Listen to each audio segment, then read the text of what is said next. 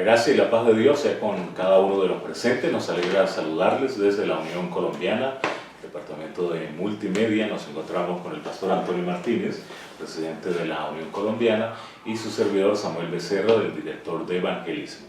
Así que vamos hoy a estudiar acerca de profecías sobre el reino de Dios. Queremos inicialmente comenzar con una oración antes de la introducción. El pastor Antonio tiene una palabra de oración. Amén. Amante y misericordioso Señor, Dios de los cielos, ante tu presencia estamos, Señor, para darte muchas gracias por las bendiciones recibidas de tu mano. Te agradecemos, Padre misericordioso, porque nos amas y aunque somos pecadores nos has llamado a esta obra de la predicación del Evangelio. Te imploramos, Señor, que bendigas a cada uno de los que escuchan este mensaje. Te rogamos, Señor, tu bendición para que nosotros podamos también transmitir el mensaje de acuerdo a tu voluntad y podamos expresar tu palabra para la gloria de ti. Que tu gracia bendita sea llenando de paz a todo tu pueblo y a todos los que escuchan este mensaje para que pueda ser recibido de acuerdo a tu voluntad. En el nombre de nuestro Señor Jesús te rogamos todo. Amén. Amén. Muy bien, entonces el tema es las profecías sobre el reino de Dios. Estas profecías van a ser sobre todo del Antiguo Testamento, ya que en el Nuevo Testamento se va a desarrollar, va a manifestarse ese reino de Dios, la presencia de Jesucristo, el reino de la gracia y el reino de la gloria. Y tenemos una nota introductoria que podría ser una verdad central, donde nos habla de un estudio cuidadoso de cómo se cumple el propósito de Dios en la historia de las naciones y en la revelación de las cosas venideras. La revelación, el Apocalipsis, que tiene que ver también con las profecías. Esto nos ayuda a estimar en su verdadero valor las cosas que se ven y las que no se ven, y a comprender cuál es el verdadero objeto de la vida. Así que a través de esta lección vamos a ser edificados en la palabra del Señor. Vamos al primer subtítulo: el cetro permanecerá con la tribu de Judá. Y la primera pregunta agrega: ¿qué declaró el patriarca Jacob cuando bendijo a sus hijos y cómo fue respaldado por otra profecía dada durante el viaje por el desierto 200 años después? Pastor Antonio Martínez. Veníamos analizando el tema pasado, el reino de Judá, y al mirar la última pregunta se nos estaba presentando por la profecía del profeta Jeremías, era que siempre iría a permanecer el reino para siempre, que había una esperanza para el pueblo, porque aunque vemos que al final del reinado de este rey Sedequías pues tuvo un fracaso, ahora vemos que Jacob declara, cuando estaba en momentos de muerte, a su hijo le declara algo muy importante y le dice: no será quitado el cetro de Judá. Entonces, la pregunta que declaró el patriarca Jacob cuando bendijo a su hijo, entonces, que no sería quitado, ¿qué cosa? El cetro a Judá. ¿Por qué se estaba refiriendo a esto? Porque estaba hablando, dice, y el legislador de entre sus pies hasta que venga Silo. Se estaba refiriendo apuntando no solamente a la descendencia de sus hijos en el sentido físico o carnal, sino que estaba apuntando a la venida del Señor Jesucristo como el Salvador. Silo estaba hablando acerca del Hijo de Dios, del Señor Jesucristo, que vendría como el Mesías, ¿no? Por eso ahora, como nos habla 200 años después de la salida de Egipto, lo hace Moisés, y él dice: lo veré, pero no ahora. O sea que Moisés mismo estaba pronosticando, estaba profetizando que él iría a ver ese Salvador, a ese reino de Judá, pero dice: lo miraré, pero no de cerca. Saldrá estrella de Jacob y se levantará cetro de Israel, herirán los cantones de Moab y destruirán a todos los hijos de Sed. Entonces, qué importante es mirar cómo la profecía apunta a que ahora el Salvador, el Señor Jesucristo, era el que iba a sostener el reino de Judá. Ya vimos de que como hombres, los reyes, los descendientes de Judá fracasaron, porque ahora fueron llevados a Babilonia, fueron esclavizados, pero ahora clamaban por libertad el pueblo de Israel. Y es así que entonces Dios les envía a Jesucristo, los envió a ellos lo envió en ese clamor, y lo más triste fue que ellos no lo reconocieron, pero aún se cumplió la profecía, porque dice que les enviaría una estrella. Y sí lo reconocieron los magos. Nosotros ya conocemos la historia de los magos, que Dios les revela por medio de esa luz, de esa estrella. Dice que en sueño les reveló, y ellos se fueron buscando a ver dónde había nacido el rey de los judíos, el rey. Eso se estaba refiriendo a esa profecía, porque él le dice que hasta que viniera Silo, y ahora ya Moisés habla de la estrella de Jacob. Entonces ahora había una señal por la cual se iniciaría un reino, pero ya no es un reino que sería perecedero, sería un reino eterno. Por eso nunca faltará rey para Judá, porque el mismo Señor, o la misma palabra de Dios en Apocalipsis nos está hablando de que en el capítulo 5, en el verso 5 dice, hablando de la experiencia que Juan había mirado de los 7 sellos, que nadie los podía abrir, y lloraba Juan, pero dice uno de los ancianos, verso 5, me dijo, no llores, he aquí el león de la tribu de Judá, la raíz de David, ha venido para abrir el libro y desatar a los 7 sellos. Entonces desde aquí vemos que el cumplimiento de esa profecía se da, porque ahora estaba apuntando a Jesucristo como la raíz y el linaje de David, que era la descendencia de Judá. Entonces que permita al Señor que nosotros podamos tener, como dice la nota, primera línea de la nota, dice, la esperanza de Israel se incorporó en la promesa hecha en el momento de llamarse Abraham, y fue repetida después, vez tras vez, en su posteridad. Y cuando al fin el Salvador mismo anduvo entre los hijos de los hombres y habló con ellos, dio testimonio a los judíos acerca de la brillante esperanza. Y esa esperanza que él les habló, dice que Abraham miró su día.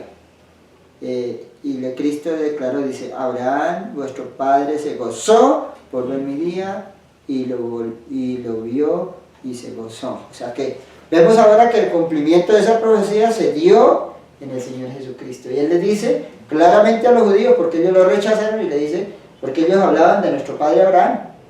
Ellos hablaban de que ellos eran hijos de Abraham, y el Señor le dice, en una ocasión le dice, si ustedes fueran hijos de Abraham, las obras de Abraham harían. Porque en otras palabras, Abraham amó mi día, amó ver este día, y lo vio y se gozó. Pero ustedes están viendo el día. Ellos habían tenido la oportunidad de ver al rey del universo, pero no se gozaron, estaban queriéndolo matar, destruir, pero la profecía marcaba de que ellos iban a tener esa luz verdadera. Entonces, qué importante es que podamos proseguir bajo esta profecía y podamos avanzar. La segunda pregunta, mi hermano Samuel nos dice, ¿qué maravillosa profecía proclamó el Señor acerca del reino de David? Muy bien, entonces siguen los profetas en acción, así como Jacob estuvo dando una mención profética y Balaán en el registro que hace Moisés del libro de Números. Ahora encontraríamos en la segunda pregunta a Natán. Vemos que el rey David tenía el vivo interés de construir un templo, pero Dios le dice que antes de que él construyese una casa para Dios, Dios iba a construirle una casa para él. Y allí ya aparece la esencia de la continuidad de esta dinastía davídica, ¿no? Y inclusive en 2 de Samuel 7 dice, yo seré su padre. La paternidad de Dios, la autoridad y el amor que tiene un padre también se iban a ver en la persona de Dios y en esta familia. Él será mi hijo, si él hiciera mal lo castigaré, como siempre lo hacemos los padres, hay ese proceso de disciplina, y afirmaré tu casa y tu reino para siempre. Esto pues es paradójico y vemos que literalmente no se cumple la continuidad, tu reino para siempre. La dinastía David, todos sus hijos murieron, están registrados el tiempo de su reinado, pero como mueren, entonces ya nos proyecta hacia el futuro, hacia el reino del Mesías. Tu reino será para siempre y tu trono será también estable y con esa continuidad. De igual manera, en 1 de Crónicas 17:14 dice, sino que lo estableceré para siempre en mi casa. Entonces Dios tenía el control, el dominio, y habla de en mi reino. No era el reino de David, sino el reino de Dios. y David era un elemento humano usado en las manos del reino eterno de Dios que se estaba proyectando hacia el futuro. Su trono será firme para siempre. Es interesante ver que en el Nuevo Testamento, Mateo 1:6, llama solamente a David rey, aunque aparece una lista de diversos personajes y los hijos de David, pero solo a David se lo conoce con el título del rey David. Y como el pastor Antonio nos leyó ahorita en Apocalipsis capítulo 5, también terminando esta profecía, San Juan en Apocalipsis 22:16 repite esa misma expresión: yo soy la raíz y el linaje de David. Jesucristo, el yo soy, el Señor, el Alfa y el Omega, se atribuye estos dos títulos, la raíz y el linaje de David. Inclusive también hace alusión a la profecía de Balaán en Números 24, porque dice: la estrella resplandeciente de la mañana, el Señor Jesucristo. Y en la primera nota hay una indicación, un llamado a los jóvenes. Dice que debemos ser educados, que comprendamos la importancia de la pureza, la excelencia de las leyes de ese reino. Él es nuestro Padre, Dios tiene autoridad, Dios tiene amor, Dios tiene disciplina, Dios tiene leyes en ese reino. Como jóvenes y adultos hemos de seguirlas. Además de este primer subtítulo, el cetro permanecerá con la tribu de Judá, vamos al segundo subtítulo, que nos habla de un trono eterno. Al presentar el mensaje acerca de levantar la rama y el tabernáculo de David, ¿a qué reino se refieren los profetas Jeremías y Amós, Pastor Antonio? Entonces, veníamos hablando de un reino acerca de una profecía que hablaba de David. Pero si bien es cierto, este reino, si hubiésemos hablado de que ese reinado se refería a David como persona humana, pues sería perecedero, pero aquí ya nos habla de un trono eterno. Sí. O sea, algo eterno es algo que no perece, algo que no falta. Y por eso está haciendo mención al trono de Dios, al trono de la descendencia de David, pero en la figura espiritual. O sea, David es como la figura que presenta al Rey de Reyes y al Señor de Señores, porque aquí nos presenta Jeremías 23:5, vienen días, dice el Eterno, en que levantaré a David un renuevo justo, un rey que reinará sabiamente y ejecutará juicio y justicia en la tierra. Entonces ahora los reyes que habían venido de la descendencia de David ya vemos que fracasaron. ¿Sí?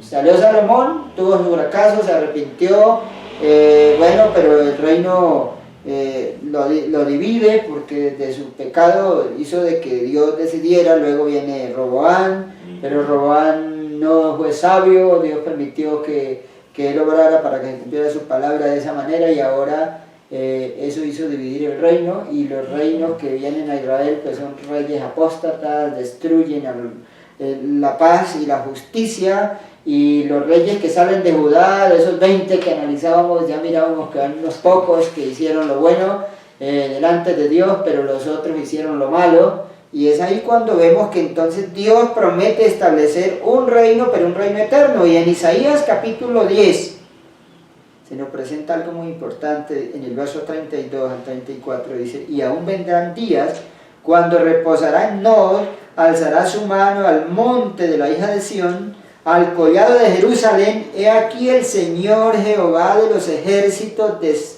desgajará el ramaje con violencia, y los árboles de gran altura serán cortados, y los altos serán humillados, y cortará con hierro la espesura del bosque, y el Líbano caerá con estruendo. Eso significa de que ahora ese árbol que está representado con la figura que presenta Isaías, se representaba al pueblo de Israel. Pero como creció tanto el árbol y tenía ramaje tan grandes, significa la prosperidad del reino, pero se volvieron tan orgullosos que se apartaron de Dios, entonces Dios tuvo que cortar su ramaje. Y entonces por eso ahora nos habla de un retoño. Aquí ya no nos habla, dice, vienen días cuando el Eterno levantará a David un renuevo. Un renuevo es cuando se corta el árbol para que salga otro árbol nuevo. ¿Sí? En las zonas cafeteras es muy notable que le llaman el soqueo de café. La gente soquea las cafeteras y se corta cuando ya está muy alto el café, cuando ya está muy, bueno, ya no produce tanto, entonces lo cortan, lo abonan, y ese tronco comienza a echar unas nuevas plantas de café y sale nuevo, y produce mucho mejor. Entonces aquí está hablando de un renuevo, pero ese renuevo está apuntando a algo muy importante, que es al Señor Jesucristo, que ya usted lo va a mirar en la pregunta cuarta. Entonces ahí dice Amós: en ese día yo levantaré la tienda caída de David.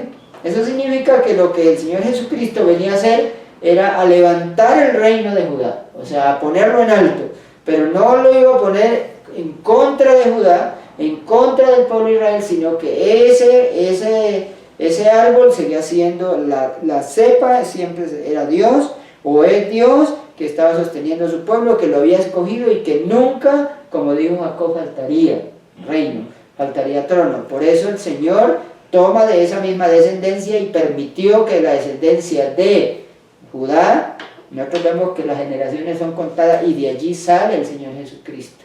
No porque fuese el reino humano, sino que aquí ya está hablando de un trono eterno, porque venía dice la nota, Jeremías también testificó del Redentor venidero como de un príncipe de la casa de David. Entonces pareciera ser que fuera uno de los reyes de David, pero ¿qué pasó con el pueblo de Israel? Ni siquiera lo aceptaron como sacerdote, mucho menos como rey. Nosotros recordamos que en la lección pasada mirábamos de que aún cuando Pilato le colocó el nombre en la cruz que decía Rey de los judíos, ¿qué hicieron los judíos? Se enojaron bastante con él y no quisieron aceptar que era el rey, porque aún ni siquiera lo aceptaron como sacerdote ni como rey, pero él es el rey eterno, es el rey de reyes y señor de señores. Entonces ese renuevo significa que iniciaría un nuevo proceso de nacimiento para el renacimiento de Israel. Pero la cuarta pregunta, mi hermano Samuel, ¿qué caracteriza al reino referido en los Salmos al anunciar el trono del Hijo de Dios? Bueno, entonces vemos cómo los salmos, podríamos decir que se llaman salmos mesiánicos porque hablan del Mesías, anuncian cómo sería ese verdadero rey. He puesto a mi rey, se nota el vínculo con Jehová, con el Eterno, sobre Sión, mi santo monte, publicaré el decreto. El Eterno dijo: mi hijo eres tú. Entonces también hay una filiación divina ahí. Mi hijo eres tú, así como veíamos en 2 Samuel 7:14, de que Dios le decía, se podría interpretar hacia Salomón: yo seré su padre, pero vemos que aquí el salmo se aplica al Señor Jesucristo. Mi hijo eres tú, yo te engendré hoy, tu trono, oh Dios. También vemos cómo se identifica que este descendiente era Dios también, y se le saluda así. Digamos, en el Nuevo Testamento, en Hebreos, vamos a encontrar que Pablo cita esta expresión para aplicársela a Jesucristo como Dios es eterno y para siempre, otra cualidad también divina, su naturaleza eterna. Cetro de justicia es el cetro de tu reino, amaste la justicia y aborreciste la maldad. Entonces es un reino que lo caracterizaría la divinidad, la eternidad y el tema de la justicia para castigar el mal. Por eso también aparece que aborrece la maldad, pero también para exaltar o reconocer al bueno, al justo. Entonces, digamos, está también la justicia y la misericordia, ahí están ligadas. Por eso te ungió Dios con óleo de gozo más que a tus compañeros. La unción especial que recibían los reyes, así como eran con aceite, vamos a ver también que en esta cualidad habla de un ingrediente del gozo, y es el gozo que Dios también nos da a cada uno de nosotros. Al hablar de este tema del reino, seguramente que hay algunas reacciones del corazón humano al reino de Dios. Podríamos hablar de tres. Número uno, hoy en día hay personas que rechazan el reino, la autoridad de Dios, un rechazo violento. Número dos, hay una indiferencia, algunas personas que están ambivalentes en ese grado de indiferencia. O número tres, hay una aceptación del gozo. Dios es mi rey, Dios es mi autoridad, y ese reino de gozo también el Señor Jesucristo lo estableció para cada uno de nosotros.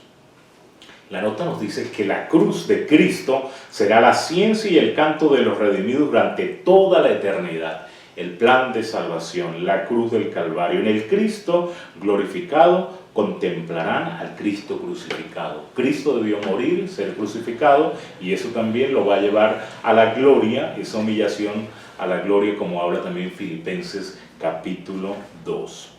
Muy bien, nos preparamos entonces para el tercer subtítulo, además de un trono eterno, además de la descendencia de David, vamos a ver el eterno príncipe de paz. En la quinta pregunta dice, según las profecías de Isaías, ¿cuáles son algunas características especiales del reino del Hijo? Pastor Antonio. Entonces, qué importante es analizar que, como digamos analizar en el capítulo 10, que ese árbol iba a tener un ramaje profundo, que significa que el pueblo ahora se había enaltecido, pero que ahora era cortado el ramaje. Vemos de que se prepara como esa caída de Judá en el tiempo de Sedequías, en el caso de que ahora pues vinieron a ser esclavos. Entonces Dios permite que eso ocurra, es como cortar el ramaje, pero eso no significa de que se iba a perder el reino, porque dice en la pregunta tercera nos hablaba de que se iba a levantar un vástago, un renuevo, y ahora en el capítulo 11 dice, saldrá una vara del tronco de Isaí, estoy leyendo en el verso 1, y un vástago retoñará de sus raíces, y reposará sobre él el espíritu de Jehová, espíritu de sabiduría y de inteligencia, espíritu de consejo y de poder, espíritu de conocimiento y del temor de Jehová. Y le hará entender diligentemente en el temor de Jehová, y no juzgará según la vista de sus ojos, ni arguirá por lo que oigan sus oídos, sino que juzgará con justicia a los pobres y arguirá con equidad por los mansos de la tierra. Y herirá la tierra con la vara de su boca, y con el espíritu de su boca, de sus labios matará al impío. Y será la justicia cinto de su lomo, y la fidelidad ceñidor de su cintura. Entonces, qué importante es hablar de las características, porque la pregunta es, según las profecías de Isaías, ¿cuáles son algunas de las características? En el capítulo 9 nos está hablando el texto, en el verso 6 y 7, dice, porque un niño nos es nacido, hijo nos es dado, el gobierno estará sobre su hombro. O sea, la primera característica era que iba a gobernar la tierra. Su gobierno estará sobre su... y será llamado maravilloso consejero. Entonces, una característica que era que ese rey era un maravilloso, ¿cómo? Consejero. Dios poderoso, o sea que es un rey que no se está refiriendo a hombres, sino que el Hijo de Dios, el Señor Jesucristo, también es Dios, porque aquí dice que esa era una característica, que es un Dios poderoso. No iba a gobernar un hombre, sino un Dios. Y que además de eso es Padre eterno. O sea, por eso vemos de que Jesucristo vino a representar a su Padre, y ahora viene a convertirse en el Padre de todas las naciones y en el Rey de todas las naciones, y tiene la figura aquí en esta profecía como el Padre eterno. Pero también nos da otra característica, que es el príncipe de paz. No venía como los otros reyes, ¿no?, a generar guerra, ¿sí? A generar guerra, destrucción, como los políticos hoy que gobiernan las naciones, los presidentes, todas las gentes gobernantes viven. Ya tenemos la experiencia de Venezuela, ¿no?, cómo tiene la gente aguantando hambre, y cómo los otros países también tratando de buscar ayuda, pero lo que anuncian los Estados Unidos es guerra, lo que anuncian otros países es guerra, y todos anuncian guerra, mientras que el príncipe que se nos está prometiendo a nosotros, que es el príncipe de paz, el príncipe eterno, él no va a venir, no va a patrocinar la guerra, sino la paz. Cuando nosotros seguimos a Cristo, nosotros podemos recibir de él el poder de tener paz. Aún en medio de las situaciones difíciles que pasamos en el mundo, aunque perseguidos, a veces maltratados por la gente, a veces la gente se burlan de nosotros, a veces la gente habla mal de nosotros, a veces la gente tratan de hacernos mal siempre, pero nosotros podemos amarlos y poder tener paz entre nosotros, porque tenemos un príncipe que es de paz. Entonces eso, pero dice, reinará sobre el trono de David.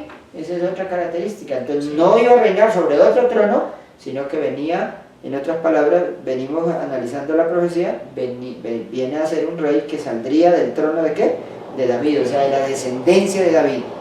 Del tronco de Isaí saldrá una vara y un vástago retoñará de sus raíces. Entonces no vemos que Dios coloca otro reino, sino del mismo reino, entonces hace surgir a este que se llama el Señor Jesucristo, y por eso es maravilloso mirar entonces que Cristo ahora viene al pueblo judío, no viene a otro pueblo para vengarse de su pueblo porque estaba obrando mal, sino que viene ahora al mismo pueblo que él había enviado y dice: Cristo es el príncipe, dice la nota, Cristo es el príncipe de paz, y su misión es devolver al cielo y a la tierra la paz destruida por el pecado. Entonces aquí habla de dos, del cielo y de ¿qué?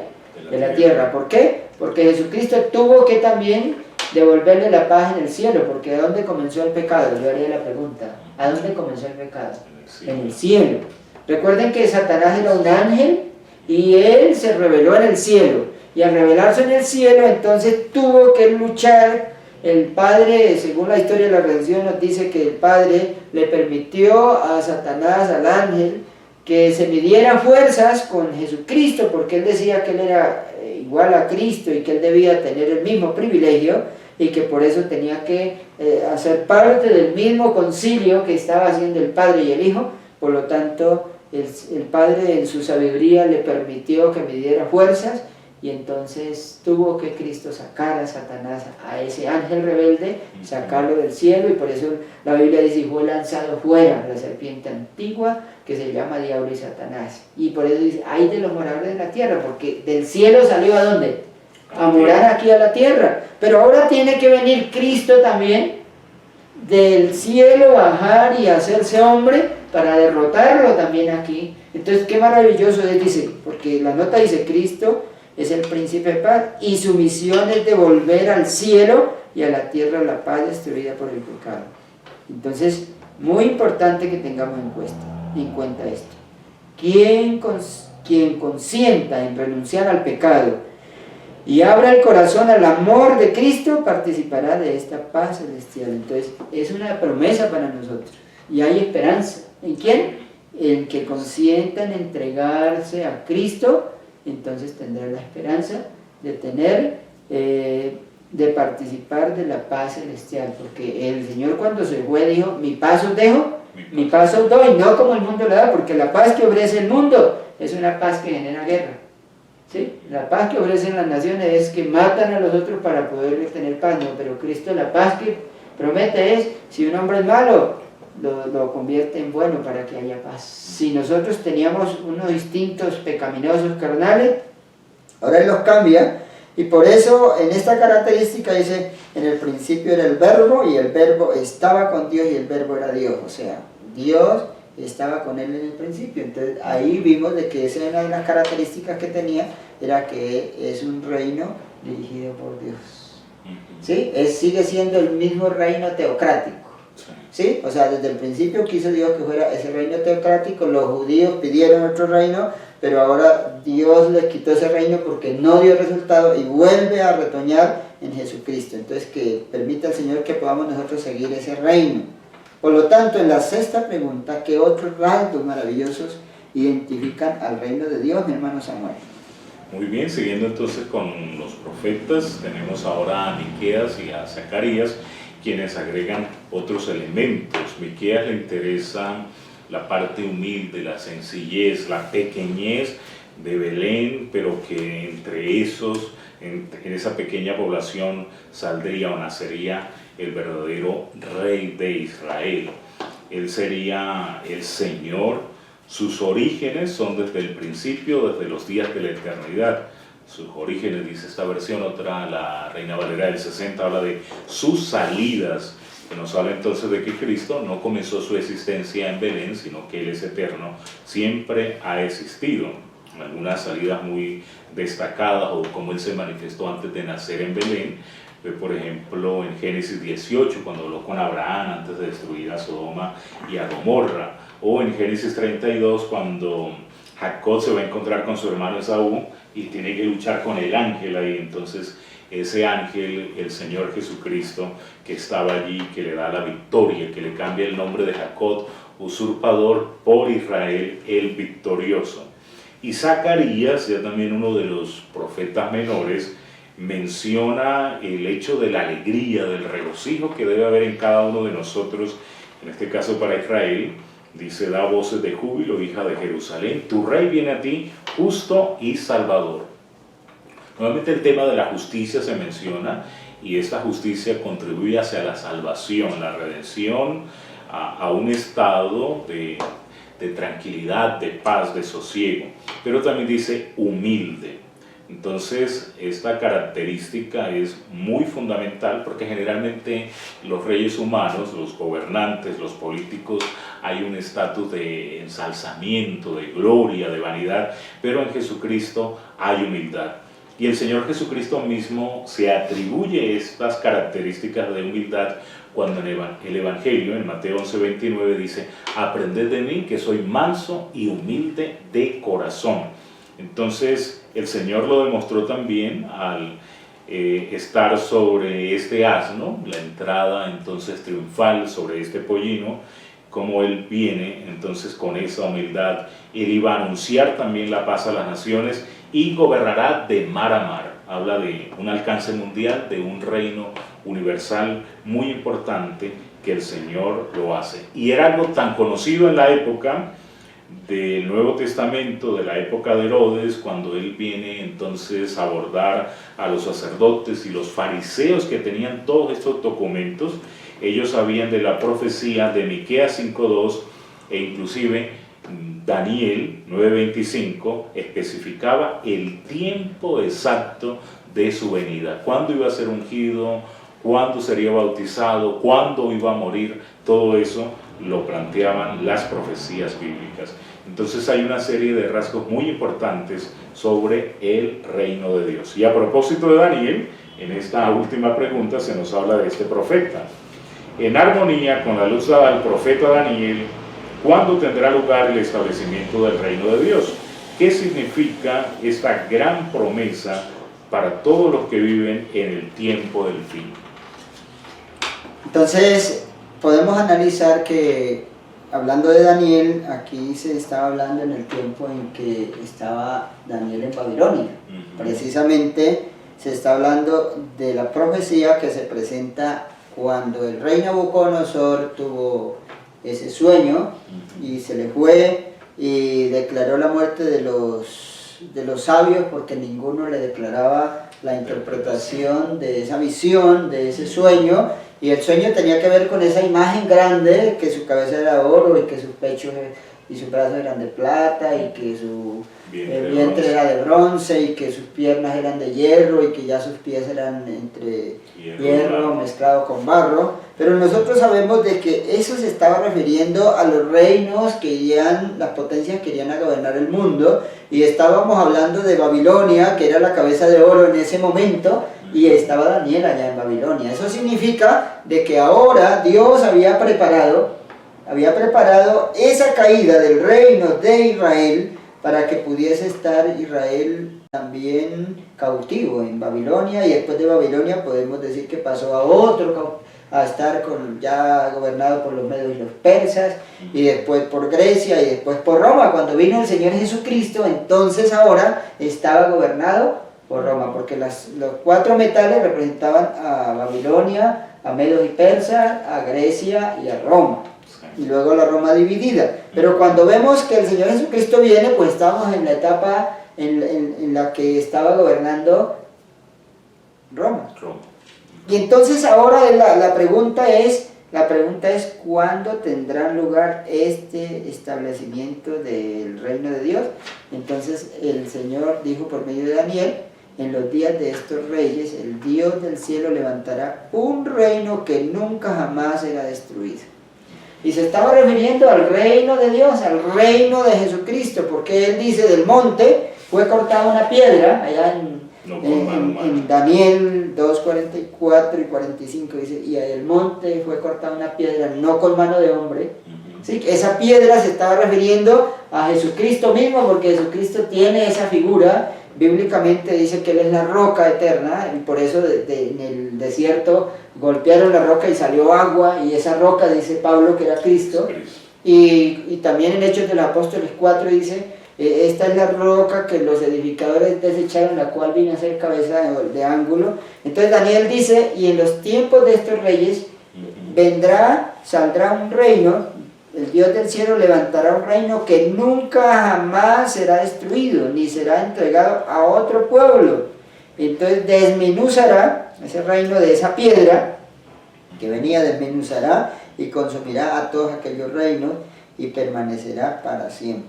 Entonces, ese tiempo se estaba refiriendo al tiempo cuando el Señor Jesucristo venga, porque en Daniel 7 ahora ya nos presenta que desde allá, que del tiempo de esos reyes, se establecía el reino, y Juan el Bautista le dijo a la gente que venía a él a escuchar sus predicaciones, arrepentidos y convertidos porque el reino de los cielos se ha acercado. ¿Y a qué se está refiriendo? A que Cristo ya había venido a la tierra. Entonces ya se está estableciendo un reino, y ese reino lo podemos ver en Daniel 7:13, dice: seguí mirando en la visión de la noche y vi que con las nubes del cielo venía uno como hijo de hombre. Entonces, en el momento que muere Cristo, que lo crucifican, pero luego va a la tumba y resucita, y luego estuvo ese tiempo que estuvo con los discípulos, y luego fue levantado al cielo en las nubes. Entonces, desde ese momento dice que la visión que tiene Daniel fue que él siguió mirando, y en la visión de la noche vio que con las nubes del cielo venía uno como hijo de hombre. Se está refiriendo a Jesucristo. Y llegó hasta el anciano de días, y fue llevado ante él, y le fue dado dominio, gloria y reino. Y todos los pueblos, naciones y lenguas le servirán, y su dominio es eterno, que nunca pasará, y su reino nunca será destruido. Entonces, qué maravilloso es entender que ahora ese reino eterno se refiere al Señor Jesucristo, que vino a la tierra, establece el plan de la salvación, lo da consumado, ahora sube al cielo, llega donde el Padre, y el Padre lo coloca como rey, como el príncipe, porque al mismo tiempo está como sumo sacerdote y está como rey, porque está sentado en un trono también, y desde allá está gobernando la tierra. Es el príncipe de paz. Pero ahora la segunda parte de la pregunta nos hace mención y dice: ¿qué significa esta gran promesa para todos los que viven en el tiempo del fin? Entonces, esta gran promesa significa para nosotros toda la esperanza, porque nosotros también sabemos que un día ese mismo Hijo de Hombre que se fue en las nubes, volverá en las nubes.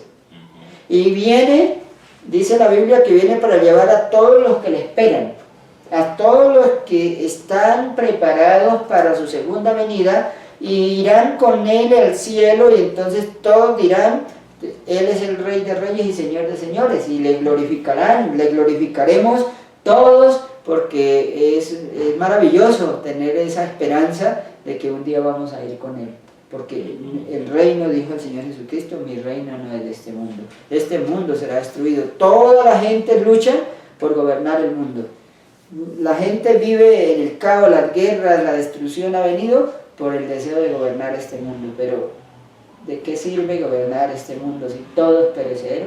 La esperanza de nosotros, como dice Pablo, cosas que ojo no vio ni oído oyó son las que Dios ha preparado para los que le aman. Por eso yo les invito a todos mis amados hermanos y amigos que escuchan este mensaje, que podamos tomar la decisión de aceptar a Cristo como nuestro Salvador, de aferrarnos a esa promesa y renunciar a todos esos deseos que combaten en nuestra vida, y que nuestra ambición que nos lleva a amar este mundo la dejemos en un segundo plano y podamos poner la mirada en Jesucristo, para poder así estar siempre seguros y poder decir de una manera muy maravillosa, como dice Isaías: este Jehová nuestro Dios le hemos esperado y nos salvará. Esa debe ser la promesa. La salvación es el punto crucial para nosotros. Queremos ser salvos todos y queremos reinar con Cristo. Muy bien, creo que esta lección entonces nos invita a la reflexión, y por mucha que sea la injusticia del mundo, tenemos la promesa de que Dios va a prevalecer, que va a reinar, que la justicia también va a estar en acción, ¿Y de qué modo esta promesa te ayuda a soportar toda la injusticia que ves ahora? Estamos en un mundo de injusticia, pero entendemos que vendrá un reino justo, verdadero. Y también yo creo que esa promesa y esas profecías que hemos estudiado del reino de Dios deben producir en nosotros una fidelidad, deben producir en nosotros una vida piadosa y obediente al Señor. Y yo les invito también a la acción. En primer lugar, pues a elegir a Cristo como el Rey en nuestra vida. Y también otra acción importante es que nos preparemos personalmente y preparemos a un pueblo para este reino que el Señor tiene para cada uno de nosotros. Vamos a orar al Señor para que Él bendiga su santa palabra. Pastor Antonio. Amante Dios y Padre eterno, una vez más nos presentamos delante de ti para darte gracias porque nos has permitido expresar el estudio de esta lección de Escuela Sabática. Gracias porque nos permites haber conocido al Rey de Reyes y Señor de Señores. Por la fe le hemos aceptado y sabemos que Él nos ha recibido como hijos. Y ahora también confiamos en que tú, Señor, por medio de la sangre de Él nos ha perdonado el pecado. Y quiero también pedirte, oh Señor, que puedas recibir a muchos de los que escuchan esta palabra, puedan aceptarte a ti y tú los puedas aceptar como tus hijos. Te ruego, oh Señor, que bendiga el mensaje para que llegue a los corazones y a nosotros para recibirlo y ponerlo por obra. Para que el Señor Jesucristo, que es el príncipe de paz, también nos dé paz a nosotros. Que podamos reposar y tener paz y no seguir pecando, Señor. Porque sabemos que es el pecado el que ha traído la destrucción. Te rogamos, oh Dios, que tome la dirección de nuestras vidas y la dirección de las vidas de todo tu pueblo y de las personas que aún no te conocen, pero que son sinceros y quieren conocerte. Te los entregamos a ti, te rogamos su bendición, en el nombre de nuestro Señor Jesús. Amén. Amén. Les invitamos a que sigan compartiendo este material. Gracias al hermano Jair detrás de cámaras del Departamento de Multimedia. Muchas bendiciones y un feliz sábado.